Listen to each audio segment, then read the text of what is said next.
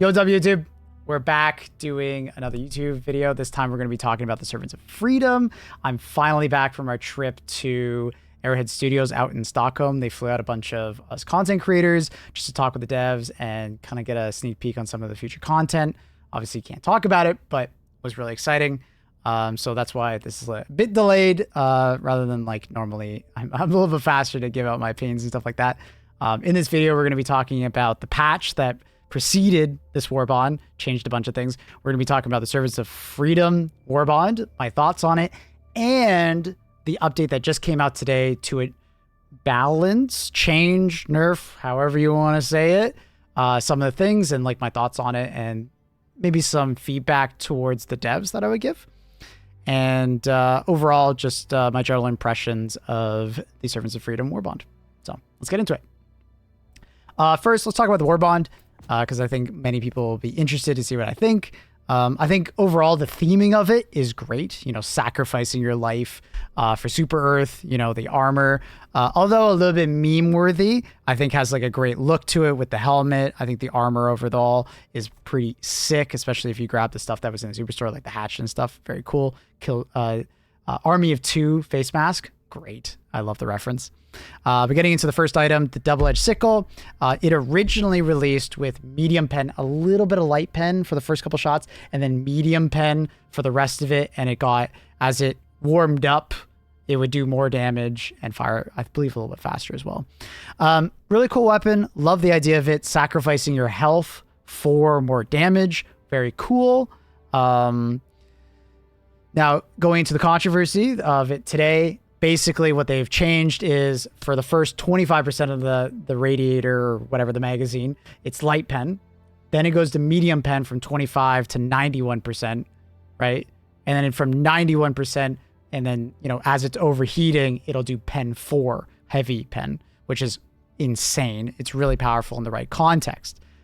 If paired with the flame resistant armor, it's incredibly good, especially flame resistant and vitality booster. The two work together so well. Very good. But when they were doing that change, they also made it do more damage to you when you were 50% heat and over. So if you're not wearing flame resistant armor, you may want to just start stopping firing around the 50% mark and then not dip too much farther into that. But if you pair it with the flame armor, it's so good. Running around and just destroying Hulks. Like, I think I have a clip on my channel while I was streaming. I killed like 3 Hulks in like 6 seconds. Just lasering one, going to the other, going to the other. It's insane. And then you can drop harvesters and illuminate missions so easily with this thing. It's so good for going for those leg joints. I highly recommend the heavy inflammable. It's really good. Hi, Luna. Very strong. Very strong. But my overall thoughts on it is they probably went too far with the damage. I think it makes it a bit too niche as far as armor pick goes. You could have a teammate that's like stimming you and you can just bring like a supply backpack, but I think most people want to use this weapon more in more armor sets, right? And right now it's very limiting. So I would probably bring it back down to the previous damage, in my opinion. And the other side of it is maybe a little bit less light pen at the beginning of the magazine. Hi, Luna. She's going to jump around and play while we talk. Going into the next part, we have the Ultimatum. When it first came out, you spawned in, especially with Hellpod optimization most of the times, with 2 rounds. All right. And then if you put on she's just right over here. And then if you put on the siege ready armor, you would have 2 rounds when you spawn, and you could get an additional 3rd while you're walking around. That's insane because this thing is doing basically orbital precision like damage. As long as you impact the enemy, it's doing orbital precision damage. It's front loaded on impact. You need to hit the impact to do the majority of the damage. That's very important. All right. Just a heads up for those of you like, why isn't it kill this time and it kills that time? You have to impact the enemy. And then they've also discovered, like, if you hot swap to it and like, let's say you have your primary weapon out, then you swap to the grenade pistol and you like spam the fire button. If you shoot as soon as it's like popped out, it will fire like twice as far. So top tip on that one. And if you dive on top of that, or you can't do both, it's kind of weird. You get animation locked. Really powerful. So what the devs did is hell pod optimization no longer gives you that additional round when you spawn. And the second part is you no longer can carry 3 total rounds, 1 in the barrel and 2 in reserve. And I think it's probably a good call overall, just because it's basically a support weapon / stratagem in your secondary slot. And it basically kind of chokes everything else out of existence in the secondary slot because it's just so insane. Like, it's really hard to like justify bringing something else when this thing is like a support weapon stratagem. It's an over precision, and it does things like blow up a stratagem jammer, you know, which is like insane. And it just like, it has so much destruction damage. It can destroy the Bile Titan hole. It can destroy stratagem jammers. It can destroy objectives. It has insane damage. It can take out heavy armored targets. It can like do so much damage to a factory strider. It's insane. It's so good. So I understand their need to kind of pull back a little bit and stop these, you know, things from just like you walking around with 3 orb precisions that you can just do over and over again. Because I find myself like, what's the point of bringing orb precision, or what's the point of bringing this or that? Because it's like, I just have this. So it's a bit of a weird one. I think overall I'm okay with it, but let me know down below what you guys think. You know, I think it's one of those, you know, more justified situations, but, you know, provide your feedback. You know, maybe they'll hear and maybe just allow only, or, you know, hell pod optimization to work. So you spawn it with 2, who knows? Anyways, moving on to the Seeker drone. From what I've seen online about it, I think it can do some cool things. Like there's some tech where you can like throw the Seeker above a Hulk, and then like the Seeker will like come down and like hit behind the Hulk, which is kind of cool. But because it only has, you know, Pen 4 and it's like 400 damage, it's not the most impressive nade. It's only medium pen in this situation. I'm not super impressed by it. I gotta say, it's not the most impressive thing, and it can sometimes be a bit wonky on like going to the target you want after you ping it. So I find myself just still leaning towards other grenades, but I love the idea of it. I think it's really cool, but maybe if you had more of them, that would help quite a bit. Or if it was like, it would take longer to track to the target, so you had more time to ping, want to be more reliable with the ping.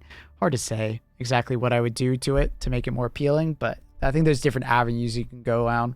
But well, let me know. Are you guys loving it? I think the idea of it's really cool. I just practically, I find myself not really using it too much. Portable hellbomb, 300-second cooldown. So we were kind of discussing this one pretty early on, you know, is it just going to be a backpack stratagem? Is it going to be 480 seconds, or is it going to be maybe 300? You know, hard to say on that one. But they ended up going for 300, which is, I think, is like really strong, because it's actually extremely good if you like utilize it well. If you use it on like your average bot drop or bug breach or just like Mega Nest and stuff like that, it can do a ton of damage. It's really strong. Really enjoying the portable hellbomb. I think it is very good, very strong. You know, and it's just really fun. It's really fun. You know, I was playing just a game with Lieutenant Buzz Lightyear, and he was yelling, "Witness me," while running in and doing it. He was just getting tons of kills with it. So it's like it's a really funny stratagem, and I think it's quite good. They could maybe reduce the cooldown on it, and I don't think it would be that OP, but you know, I think overall, I think it's kind of nailed the spot. We will be doing our updated tier list, and I'm still thinking about where I'm going to place it, but I think it actually is very useful. And although it's getting a little bit overshined by like the Ultimatum, because the Ultimatum does a lot of what the hellbomb can kind of do, I think it's still like a very good one. And you can take 2 backpacks, right? Like you can have your standard backpack for like your recoils, and then just like take this when you know, need to bring it into like a, you know, a nest or something like that, and then just run out same way. So very cool Warbond. I think the theming is awesome. The changes to it so far needs some, you know, work. I think they might have gone too far with the Sickle, but I still think the Sickle is absolutely insane, and it is a net buff if you do bring the inflammable armor, especially heavy armor, because remember, armor rating affects damage over time effects on you. So you take significantly less damage if you wear heavy flame resistance than if you wore light flame resistance. Okay, so keep that in mind. Ultimatum's still insane, but you might want to, you know, look around for those yellow bricks at POIs. Each one of them gives you a resupply of 1 round, and then also the supply backpack is fantastic. Okay, now going into the patch notes. So just some general things and like just give my thoughts on it. The new FRV driving, a lot easier to drive in. Just good overall. It's part of me kind of misses how fun it was to just feel that progression of getting better at driving, because it was pretty tough at first. Lena's taking a seat. she's here. She's here. Little hellbomb cat. Hellbomb placed. Here, I'll keep it like this. So I like the changes to the FRV. This was a change specifically to the Loyalists. It's nice that it's getting more magazines and they're continuing to do that. I appreciate that. The sterilizer changes. Hey, I like this. I even told Alexis in Stockholm when we went to the studio that, I'm starting to be a converter over to the sterilizer. I've been enjoying using it more and more as time goes on. It's a very fun playstyle of just like spraying a bunch of enemies, swabbing to a torture, dropping to your primary to just like finish them off, or just like keep running. You can like run into a mega nest and like nothing can really touch you as long as you like spurt. And the fact that it lasts 10 seconds now is fantastic. And it has no proper like handling. It has like perfect handling now. So it's like you can really just spray it around real quick, swap to your other weapon and just keep going. It's really good. Obviously, they're keeping Siege Ready armor, so if you were someone that was enjoying Siege Ready working on your secondary and your support weapons, they're not changing that. They've seen that people really like it. They're not changing it. Guard Dog Dog Breath got some awesome changes. These were all the things that I asked for. All of them. All of them. So it now will have better logic, right? So it will not go too far, so it won't go chase random Shriekers. It will prioritize targets unaffected by gas. I was saying this one, it sometimes was so stupid where it just sat there trying to kill a damn scavenger instead of going off to the next enemy. Loved those changes. Really great one. I love that they implemented this stuff. Longer range, so it basically has this like protective dome around you. Anything that enters it, it will get gassed, which is awesome. Pips was telling me like he loves it. It's just like his favorite stratagem versus bugs at the moment. It also lasts longer. Great changes. So I love that they've continued to buff the mines. Basically what I was saying, just give them the same treatment as the other stratagems. Reduce the cooldown, make them a lot more viable. Give them more damage. That's nice. Can't complain. More distance so they don't have chain reactions. All things that I was saying that I'd love to see. Great changes. Love it. Anti-tank mines, even getting them. Mines still have the problem of they are hard to spot and they will team kill your teammates a lot still, and you will sometimes be like trekking back through the map in a place that you thought all the mines blew up, and you find that one pesky mine that somehow no bug walked over and you die to it. That happened to me a couple times, unfortunately. So ballistic shield getting the ability to now block melee attacks. Fantastic. This is something that I've been wanting for so long. I'm glad they added it, but it has like no HP. It breaks too easily. The ballistic shield probably shouldn't be immune to damage. Like it shouldn't be like forever, but it needs to like double or triple its health. It breaks too easily. You like try to do like a stun baton build with it. It breaks. You try to like, block like 1 or 2 charger hits. It breaks and you got to call in a new one. And it's 480 seconds on average.